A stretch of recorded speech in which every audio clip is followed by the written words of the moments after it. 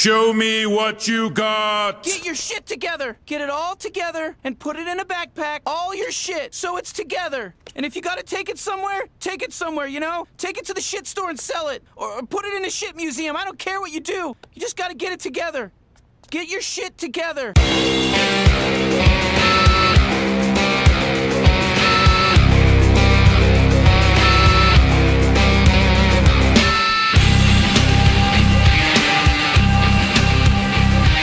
What's up, everybody? Welcome to the Grind Time Podcast. I'm happy as hell to be back. And if you don't know, it's your boy J-Ro. Took a little bit of a hiatus to take care of some stuff, one of which is going down this Saturday in Cincinnati. Twisted, the ROC, Menace to Sobriety, Kovacs, Cosmic Spirit, Hellions, Irrational Behavior, Toy Box Killer, Easy 606, and much more. Man, it's going down. About 95% sure this one's going to sell out. So if you ain't got tickets yet, you need to do it now. I'm excited as hell for it. It's always good to share the stage with our brothers from Twisted, as always. And it's going to be a dope show that you don't want to miss. I know I normally start this off with a rant of some sort, but I really don't have anything to rant about. I mean, it could be because I'm excited for the show on Saturday, but I really don't have anything to bitch about right now. Everything else is kind of obvious. I mean, dumbasses thinking that banning guns is going to mean anything, but I've been talking about that on my Facebook page for weeks now, and y'all don't want to hear it right here. You're probably just as tired of hearing about it as I am, regardless of what side you're on. And I wish I could sit here and talk about something positive like WrestleMania, but man, this is like the least excited I've ever been for WrestleMania. Like, AJ Styles and Shinsuke Nakamura are going to tear the house down. But other than that, I mean, I don't give a shit. I don't give a shit about John Cena or Undertaker, Roman Reigns and Brock Lesnar. We all know who's going to win that one. It's been decided around this time last year. It was decided that's the way it was going to go down, was Roman was going to beat Brock at WrestleMania. So I really don't have anything to be excited about. I don't know. I don't really have anything to bitch or brag about really at this moment in time, I guess. So let's jump right into it today. My guest today, she's incredibly talented, great human being, and coincidentally, she's the first female I've had on the show so far. So we're making history today, y'all. An exclusive for y'all right here on GCP. We got some brand new tracks from her. Her name is Meagan Kandor. Let's go ahead and drop one for you right now. This one's called Masks. Check it out. Hello. My name is Meagan Kandor. Or maybe not.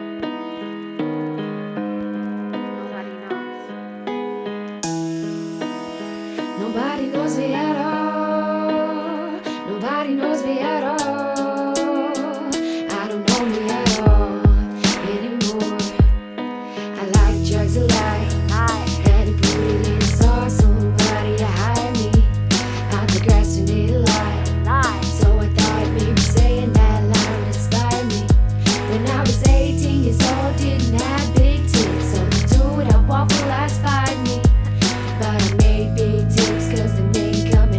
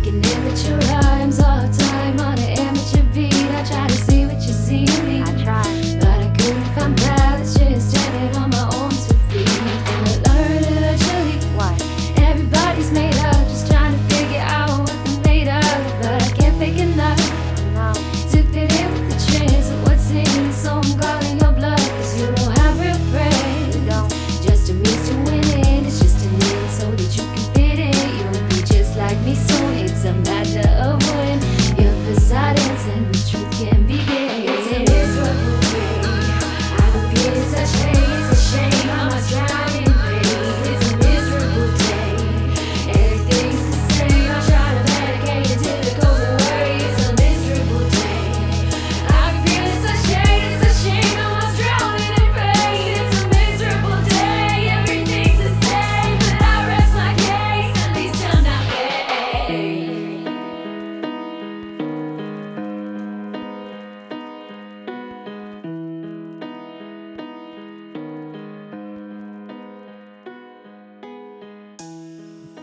And now, ladies and gentlemen, Meagan Kandor. Meagan, how you doing today? I'm fucking fantastic. I'm really excited to be here and talking to you. That was really nice. Thank you. I'm the first female on the show. Yeah, you're the first female I've had on the show so far. Nice. Okay. Well, that makes this like even more cool. Awesome. Okay. Yeah.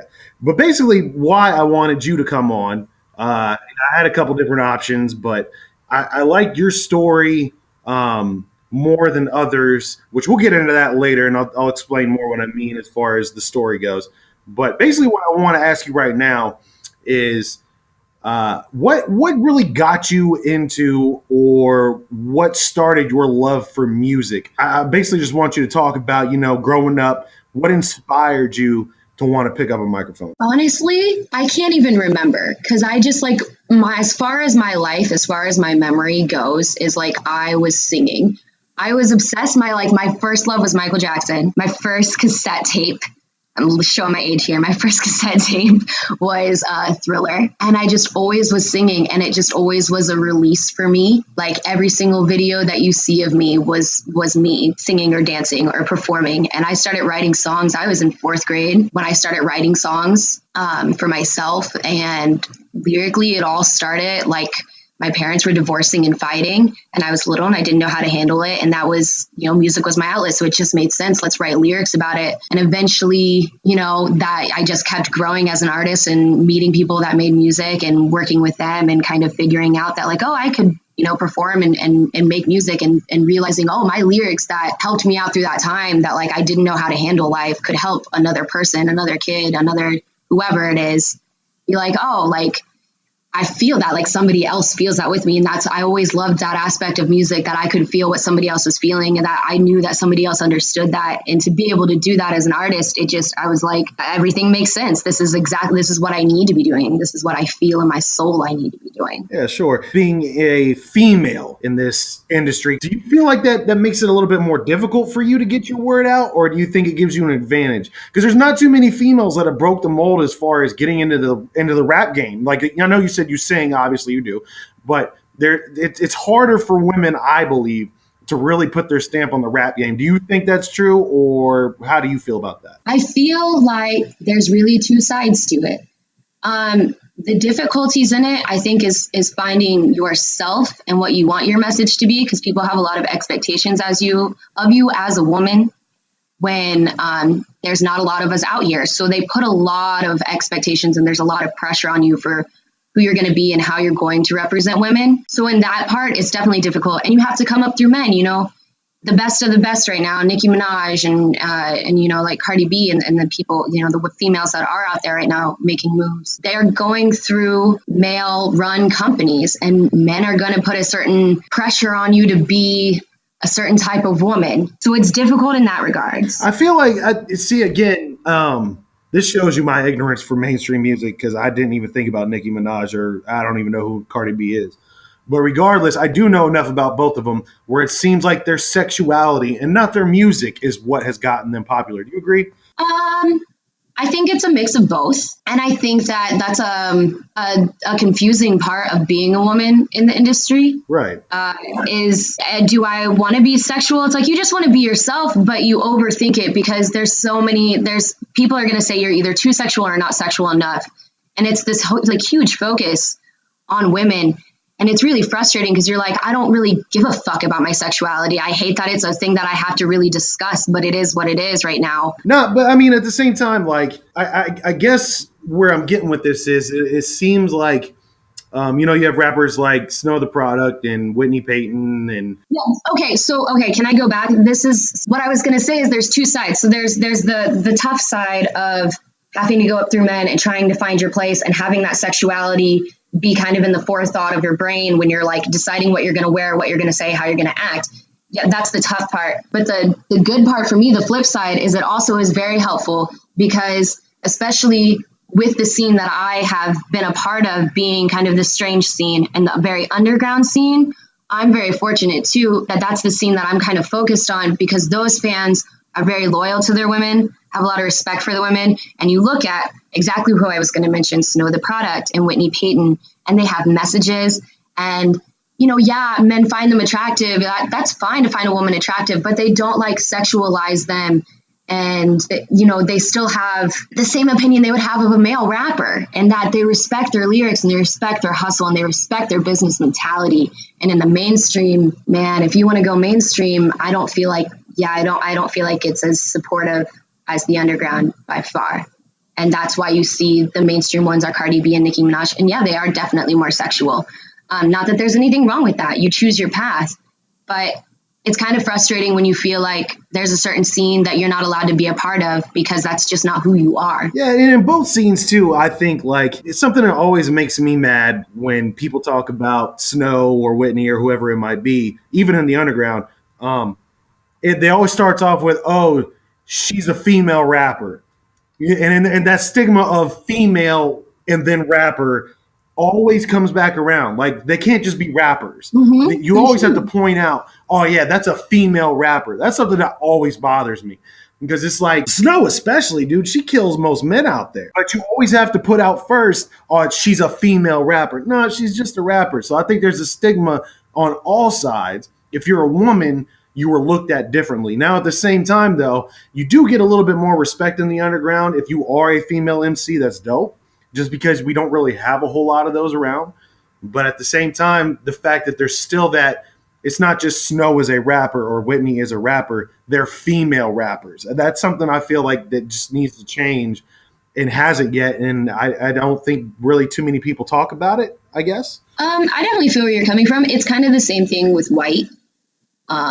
Saying, you're not just a rapper, you're a white rapper. I feel like that comes up a lot too. I can see how it's like felt as a stigma. But honestly, I would rather be positive and just kind of roll with it and be like, I guess for right now, the way that the scene is, I am different. So if you want to point out my difference, that's fine. As long as you see beyond that difference and see what I'm trying to do in the scene, that's the same way I'm seeing beyond everybody else's difference and like trying to like take in the culture of the scene and appreciate it for what it is.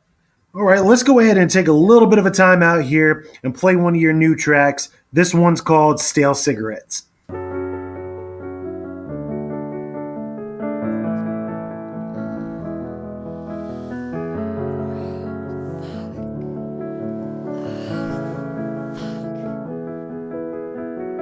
Smells like stale cigarettes, waking up a regret next to me in bed. Don't know his name, can't recall what I said. In this moment I wished I was dead. Not sure what to feel anymore, not sure what the pain is for. But a change gonna come at my window and pours. But the burst is sore, guys. They don't let it bring them down. I feel better when you're not around. Can't live in fear, need to face life now. Still accepting that I don't know how. Say out loud, I let this out. Sorry about all the foul shit that I done wrong. Regrets, built this song. Shaky foundation, shit location. But I'm building, try to make it. Thanks for patience, sorry you waited all these years. I know it's late shit, but it's sincere, open years. Please hit me, I'll change and life now. Race to boring, but it's better than the drought. My mind was dry, I couldn't cry for what's inside. Try to feel alive, try to survive. Facing my lies, please let me die. No, I gotta live, got more to give. There's gotta be more to life than this. More to learn, more to prove, more than being trapped inside this dream. I'll try to hold for a little while. Most days are, but I'll try to smile.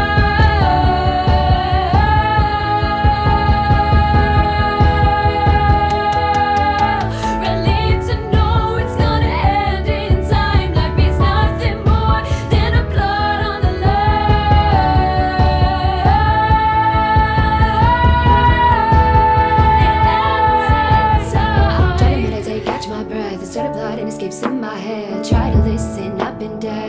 much life, there's too many dead. Not sure what I think anymore, not sure what the fight is for, but a change gonna come through a window like boars, and the bust is sore, guys. Don't do it for a show, do what they like, don't care who knows. No run, not right, no fear, just flight, one step at a time is alright. Life shouldn't feel like a chore, don't know why, don't care no more. Been hung up on what it's for, started knocking on death's door, pounding, screaming, please let me in, I deserve this, I believed it. Life don't change, it's not the seasons, losing sight, done lost my reason. I lost my mind, find it in time, live a new life with a new life, feel a new shine up in the sky, it's burning bright. Can't please them all, can't fear the fall, I can't look down, I must atone when dust your guard to end it all, we're gonna have to brawl. Life gets loose, I know, spread my wings but not for show, rise from ashes in a new day with new hope. I hope for more than a little while, for what it's worth, most days I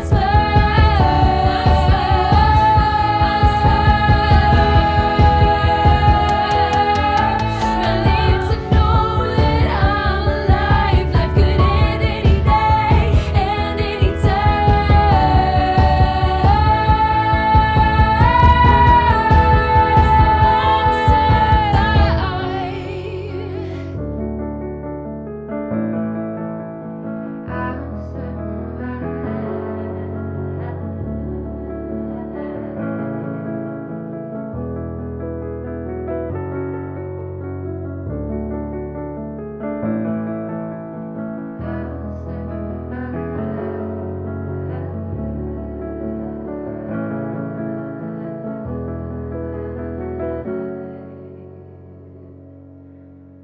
I noticed recently, in which we never talked about this, and I don't know why. You have a YouTube video up, and it is of you rapping "Worldwide Choppers." It has gotten over 1 million plays. That I looked last night to see what it is, in which I'll put a link on the description here for anybody who's listening who hasn't seen it yet. "Worldwide Choppers" is a song from Tech Nine. Meagan here destroyed it. And again, the video has over 1 million views. Talk about that video. What was it supposed to be like? Did you mean for it to be something you were going to post, or was it just something that you were doing for fun, or how did that come about? That video has 1 million views, and that is ridiculous. That video was shot. I was 18, so that video is 8 years old now. And when I posted that video, really I just learned the song for fun because I've always loved hip hop. I've always loved speed rap. I got the Marshall Mathers LP in 4th grade, and I was and then Busted was out, and around that time Twisted came out, and I was just this is the coolest shit. And then somebody introduced me to tech when I was 16 or 17, and I heard Worldwide Choppers, and I was like, this is dope. I want to learn it. And I was at my friend Erin's house, and she was talking to me about it, and I was like, yeah, you want to record it? I think I've got it down. She was like, yeah. Dude, she recorded it on this very her first camera phone that she owned, and she didn't know you could do a full screen, so it's shot and it's not well shot and it's not high quality. And I posted that to share with friends and family, look, I can do this. And I thought maybe I'd get some views, but nothing major. And for real, forgot about the video. And then a few years later went to post something else, and it had some tens of thousands of views. And I was like, what the fuck? I got on YouTube for the first time in years and was like, what? It kind of sparked me to get into music more, actually, just because something had took off. And I was like, oh shit, I could do this. But I never expected ever to get the views that I did. And to be at over 1 million is it's super cool. And I'm really grateful that there's people still adding me on Facebook asking when my music's going to come out. And it's really cool that there's still people supporting me and watching that and sharing it and all that. But also it blows my mind because I'm I never expected this super shitty quality video of me just rapping in my friend's fucking living room at a party to ever take off. Yeah, take off is an understatement. That's pretty...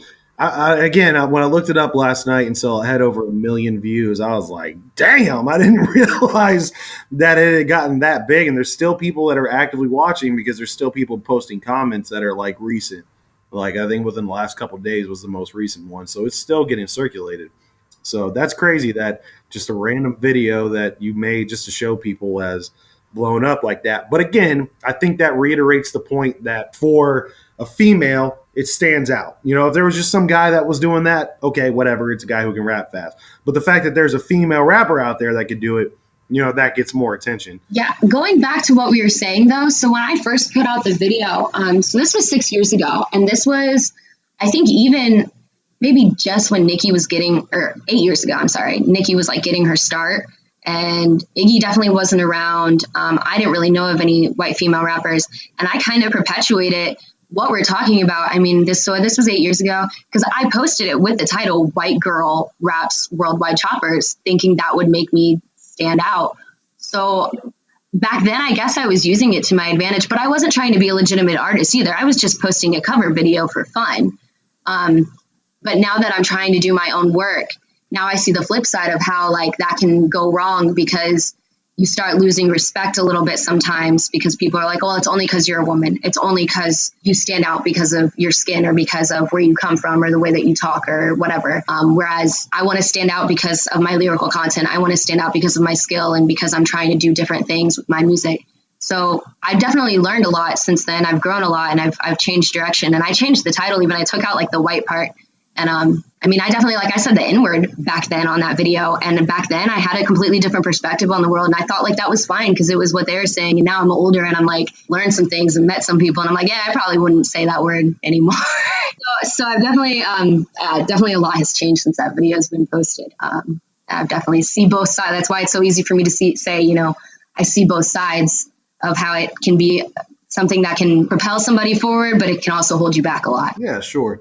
Now, it seemed like with you, more than other people anyway, you're kind of, every artist has a tug of war game going on where it's personal life versus music life. And I feel like somebody with your talent would go more towards the music life than personal life, but you've kind of gone the other direction where you're more focused on your personal life than it is music life. Would you say that's right, or am I incorrect in saying so? I wouldn't say personal life. I would say school life, which is, I mean, because music is still they're all personal parts of my life. But it's really funny you should mention that. So I've been in school now for 2.5 years, and I recently got with in the nursing program at my school, which is really intense. If you know anyone that's been through a nursing program, you've heard the horror stories of nursing school. I'm kind of in the thick of it right now. Basically, so when I started doing hip hop, I was still kind of doing it for fun. Like I had this, you know, I had my few thousand views on the video and was like, you know, maybe I could do something with it. But I really was not focused, and I wasn't at a point in my life where I knew how to focus myself on it. And I was just kind of partying and having fun with it. And at one point realized like I need to get my shit together. And the way that, you know, I was brought up to get my shit together was you need to go to school. You need to have a career, have a family. That's, you know, if you live in Ohio and you're a woman, that's your narrative that you're kind of given for your life. And so I went to school, and I mean, I love nursing. I love helping people. I love aspects of it. But now that I'm in the thick of nursing and I've really been doing it the past like year, I've really been reflecting and I kind of, you know, school's been great because it's helped me get my shit together and be able to do this. And that's to reflect and be like, no, you know what I really need to be doing is music. So I kind of had a crisis like last month. I had like this breakdown. I was like, I want to drop out of school and do music. And I was like, I can't because I'm like $30,000 in debt. So it's not really possible. But I definitely hopped back into music so much harder and with so much more creativity and so much passion. So in a weird way, going into school has made me realize that music is what I need to do. So I'm just kind of like going through school and still doing my best, but I'm going to actually end up focusing on music more now. I think that's something that people don't realize is having a backup plan for either side is something that is a must. Like I'm fortunate enough to where I have 10 years of warehouse experience. So if all this falls apart for me tomorrow, then I can fall back on that. Yeah. You know, I can go anywhere in the country and get a job in any warehouse or run any piece of forklift equipment. Is that what I want to do? Hell no. You know, but I'm more than other people. Obviously, I'm in more of a position to be stable enough to do things like this podcast. And when M&E calls and needs me to work, I go, you know, work for them. But if all that stopped tomorrow, I can go anywhere and get a job. And so I definitely think, and you said some of the things I wanted you to say.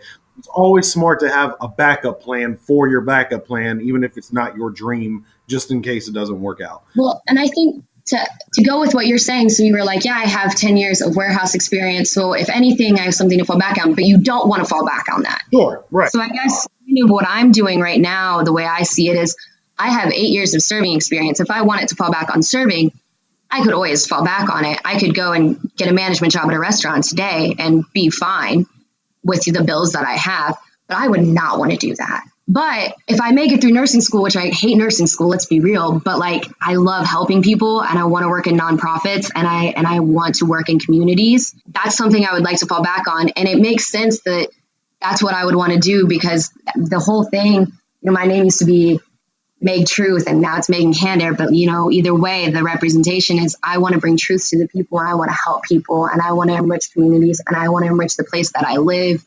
So, I'd love to do that through music. Music is always going to be my number one. It's my biggest passion.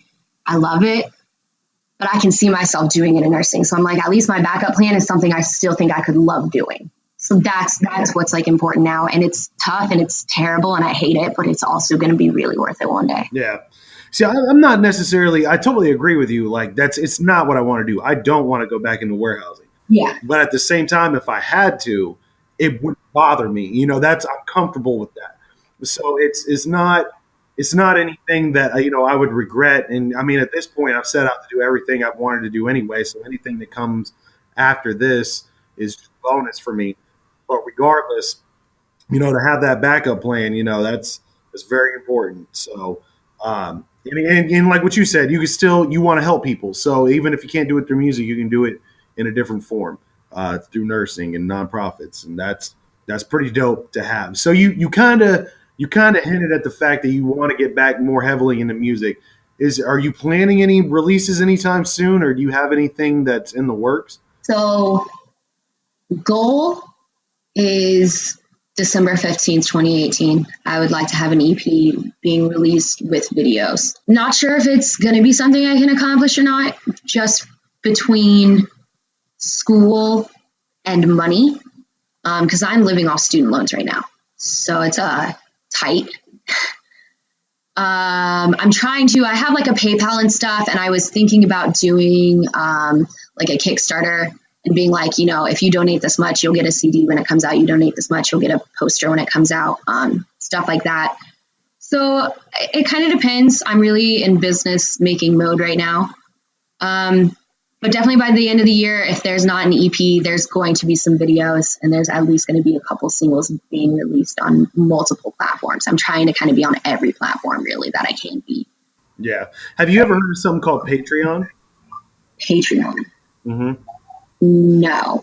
Okay. Well, for anybody listening now who might not have heard of it as well as you, basically what Patreon is what it does is it's kind of like a Kickstarter, only it's for musicians. So basically what it is people subscribe a monthly amount, and you can just subscribe $1 or which I'm pretty sure that's right. You can subscribe at least $1 to however much you want to per month. And it works as a Kickstarter where that money comes to you. And it's not really people donating money to a cause. They are donating money to you as an artist. So that's something that some people have been doing to get their projects off the ground. We've talked about it, Menace, that is. We've kind of talked about doing something like that for subscribe X amount of dollars this month, get a free T-shirt next month. And, you keep a flow going that way, and you are able to give your fans and the people that listen to your music products in that fashion as well. So that's something else you can look into. I think it's patreon.com. I'll send you the links if you're interested. But that way people aren't, donating to you. They're subscribing to what it is you want to put together. So that's another option too, if you wanted to go that route. Oh, yeah. Yeah. And I mean, again, it's the same way that I want to release music on everything. I can go on all those platforms and have them all. So whatever you prefer to use, however you prefer to donate. So that's in the process. Those will be being posted to my Facebook as soon as they all get put together. Now, are you wanting to is it going to be one of these things when you release this? Is it going to be balls to the wall, throwing it all out there, going all promotion, or something that you're just going to quietly release? Because I think you kind of, it's just like when we were talking about doing this podcast, you were freaking out. Like you weren't going to be able to do it, but you've been killing it since we started it. I think maybe what I'm trying to say here is I think you should put all of your confidence into it because you're way better than I think you give yourself credit for. You should put it on Spotify, YouTube, everything you can, and just fucking kill it with this EP. How are you thinking you're going to do this? Yeah, so since the last time you saw me, like I said, a lot has changed. A lot has changed since the last time you saw me. I mean, I really just quit doing music for a minute. I lost all confidence in myself, back to being a female in it, not being really sure who you are, who you want to be. You're not really taken seriously. You stop taking yourself seriously. And I was just partying, being crazy. But I've grown a lot in the last few years. And like I said, with this newfound kind of spark that I've been getting back into music with, I definitely already had the plan of like balls to the wall. We're going to fucking do shit. It's going to be everywhere. There's going to be lots of videos. I have plans for, I'm doing photography. I'm like, on my own that I'm trying to sell photography of myself, doing photo shoots, setting up themes, setting up, so I'm working on setting up a business, and I feel it is really going to take off now that I'm putting my heart and soul into it. And I am confident in myself, and I know who the fuck I am. And, when you have that confidence and when you're like, this is what I'm doing, and I know that it's fucking great and I know people are going to love it, you can't help but be infectious to other people once you really start promoting that product and you really start putting shit out there. So, all the little stuff that I've been putting out, just little tidbits of me like fucking around on the piano and stuff, I've already gotten, so much love and support, and people are like, you're onto something. And like, people are excited. People want to mesh together and duet and all types of shit. And so I think once I'm really putting out these finished products, there's no turning back from there. I'm really excited. Do you feel like you get more support from people because you're a female, or do you feel like it's the same? I can't really answer why people like me though, because nobody's like blunt about it. Nobody's like, man, I love your music because you've got tits. Like, I love your music. Like, do you love it because I have tits, or do you love it because there's a message? Maybe both. Like, I don't know. Nobody's okay. Let's be honest though. All right, there's some guys out there that are just blatantly obvious with the fact that they're trying to get in your pants. Well, yeah. It pisses me off when I see guys on there like, you're so beautiful, we should hang out, hit me up, brr, brr, brr, brr, brr. And I feel like when it comes to female artists, that is a little bit more of the motive. But again, you can use that to your advantage. Sex sells even if you're not trying to be sexy. You know what I mean? But what you also don't understand is I don't even see it from the artist perspective, because that's just what it is to be a female. Yeah, sure. If you put a picture online, you're just going to get that. Like, it's like men are just going to do that regardless. And I may get more attention because more people know me because I'm making music. But it's like, I don't even see it as like, I don't know how to explain that more. Like, it's just like, well, I'm a woman and this happens regardless. So. Right. So I guess what I'm trying to ask here is, does it bother you that shit happens? I mean, I try to take things like that as a compliment because it is what it is. It's when it becomes uncomfortable that I don't appreciate it. And it's when it becomes threatening that I don't appreciate it, because that has happened before. And that's where it's like, that's when you start to think, well, maybe it'd be nice if nobody said anything, because people get closer and closer to that line every time that it's okay to make it about somebody's looks, about being hot or sexy, rather than about the content that's actually being shared. But at the same time, I don't know. I try and take everything in life, as a positive thing as much as I can. I think that's just me. But there's definitely times where it's like, there's a line being crossed and it's not really okay. What do you mean? Like a line being crossed? Like, yeah. I've had people like that would message me, and I don't reply to a lot of direct messages just because I get a lot. Like, I'm not trying to be rude. That's a lot to sift through for a person. Like, I can barely keep up with my friends with all the shit that I do, like, let alone some random person up in my DMs. So like, I've opened them, like, I'll try and go through them one day, and I've opened them and it'll be like, hey, sexy. Hey, gorgeous. Hey. Fuck you, bitch. Fuck your mother. Fuck you, slut. And you're like, what? Okay. Like all in one run like sentence? It happened over weeks. Like they would like they don't stop, which is why I just ignore my direct messages half the time. Right, sure. Maybe you're trying to be nice. Maybe you're being supportive, and I try and answer those ones.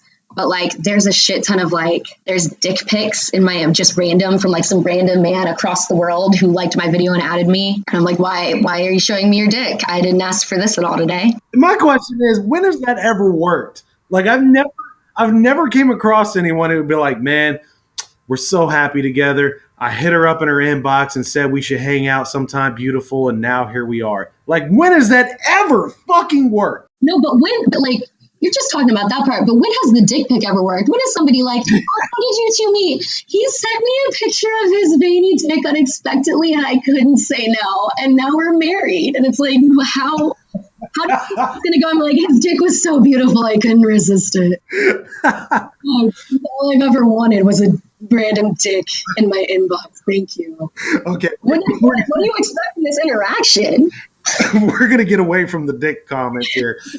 But regardless. Okay, so let's kind of keep going here with this. When you're doing music and you're active in it, do you feel like, since you are in a position where you get those messages, do you feel like it's harder to have a relationship with somebody as far as, because it's hard, even on a small time level, it's hard to be in music and maintain a relationship when you're trying to be serious about it. When you're just doing it for fun, that's one thing. But especially for somebody like you who gets those messages from people, it's got to be hard for whoever you're with to not get jealous in those situations. Do you feel like that's more of an issue, or is it something you keep under control, or what? I feel like it was an issue when I was dating very immature men who couldn't handle it. And I think that it's actually helped me a lot to kind of be choosier about the people I'm with, because I want somebody to understand that I don't ask for those kinds of messages and I don't ask for that kind of attention. And the things that I'm singing and writing about are things that are emotionally complex, or they're about the fucking how we need change in the world. And I'm not sitting here writing about fucking somebody or anything sexual. So it's like, if you understand what I'm doing and why I'm doing it, then you know that I didn't ask for that, and you wouldn't judge me for somebody else's actions. In America in general, we judge women a lot for the actions that men take against them, like, victim blaming. So I don't want to be with somebody who did. I was with people who were like, got jealous about it. And I'm like, well, I'm not even doing anything. Like, it felt like there was a lack of respect, and I felt like it helped me grow, and it helped me be more respectable in who I choose to date. Yeah, sure. It's hard for people to fathom that if you're doing it correctly, it's a fucking job. But and I think that's a misconception too. So I'm sure in your position, it would be much more difficult than it would be for somebody like me. How it would be difficult in my more difficult for me because I'm a woman? Is that why? Well, no, not necessarily. But if you were to take the next step, you know what I mean? It's difficult for any woman that has her man out there in that position. I feel like for you, if you were to go out there and do a national tour, whoever you were with that was at home, it would probably be more difficult for them. Because like what you said, you nailed it. Women get the blunt of the blame for the shit that men do. So I think if you were to go out there and do something like that, it would almost be impossible unless if you were with somebody who was just 100% confident she's doing everything she needs to do. She's not out there fucking around. She's being faithful. But to be 100% honest, it's almost impossible to think those things when you're not with that person and you're gone for 30 to 45 days. Basically what I'm asking you is do you feel like that's something that you'd be willing to put out there, like going to the next step, knowing that there's somebody at home who might be upset that you're gone? Well, right now I don't have anyone at home. So right now, definitely not a worry in my mind.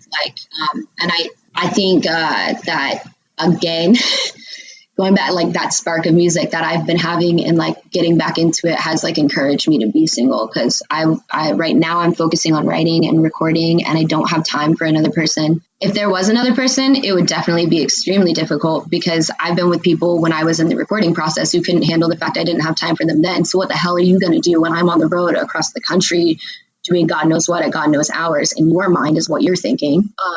But right now that I'm really, really focused, for me, since there's not anybody, I'm just going to try and stay that way, because I think that's easiest. I mean, at this moment where I'm at, we'll see what happens. But right now I'm trying to be by myself and focus on myself and focus on making music and connecting with people and fans. And like you were saying, it's definitely, when you really are going at it, it's business all the time. The other day, for my birthday is New Year's Eve, and I went out with my friend Aaron for my birthday, and we were at a show. It was a badass show. It was Ballistic Willie and Downtown Brown. Awesome guys. But the entire time I was connecting because there were so many people at the show I never met, and I was connecting with artists and musicians and everybody else.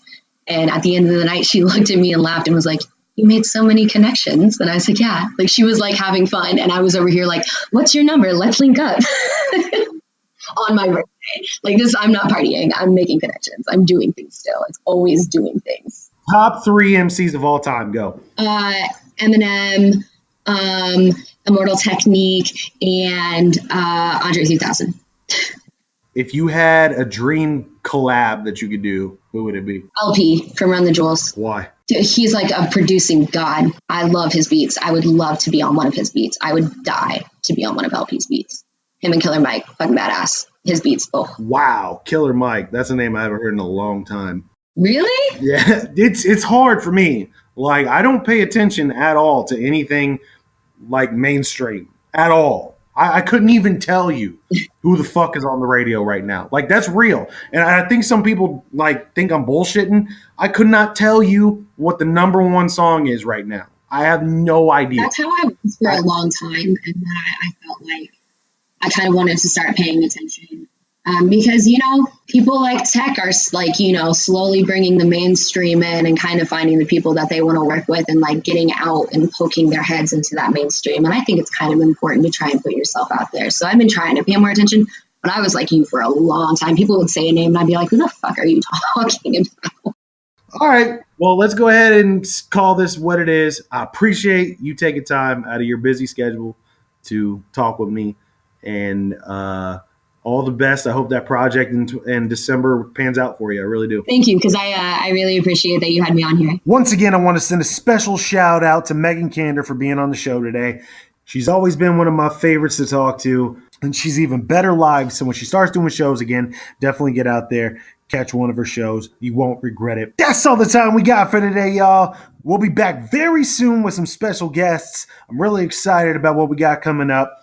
So if you haven't had a chance yet, go ahead and like Grind Time Podcast on Facebook so you can stay up to date with everything that's coming your way. Let's go ahead and end this one from another brand new track from Meagan. It's called Lost. I'll see y'all next time.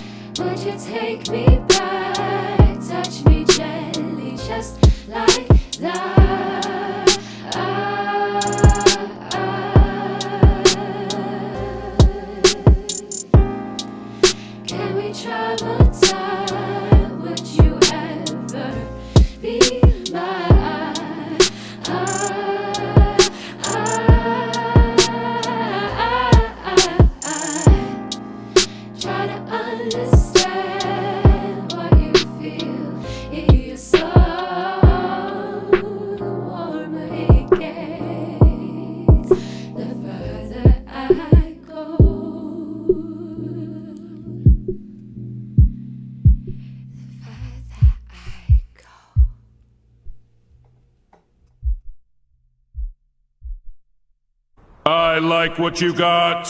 Good job.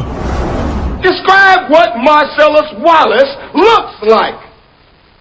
What? Say what again? Say what again? I dare you. I double dare you, motherfucker. Say what one more goddamn time. He's black. Go on. He's bald. Does he look like a bitch? What? Does he look like a bitch? No! Then why you try to fuck him like a bitch, Brett? Yes, you did. Yes, you did, Brett. You tried to fuck him. And Marcellus Wallace don't like to be fucked by anybody except Mrs. Wallace.